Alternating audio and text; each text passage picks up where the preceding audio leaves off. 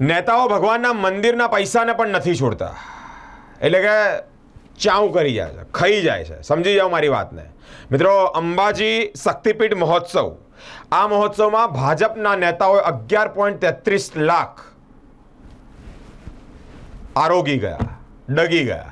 આવા આક્ષેપ કોંગ્રેસ કરી રહ્યું છે અને હવે કોંગ્રેસ દાન ઉઘરાણી કરીને આ પૈસા ચૂકવશે. મિત્રો, અંબાજી 51 શક્તિપીઠ અંબાજી મહોત્સવના નામે મુખ્યમંત્રી, મંત્રીઓ, ધારાસભ્યો 1750 રૂપિયાની જમવાની ડીશ, 720 રૂપિયાની ચા એમ સરભરા કરવાની હતી. ત્યારે સરભરા પાછળનો ખર્ચ અંબાજી મંદિરના ટ્રસ્ટે ચૂકવી દીધો. વાસ્તવમાં બનાસકાંઠા કલેક્ટર અને સરકારે ચૂકવવાનો હતો.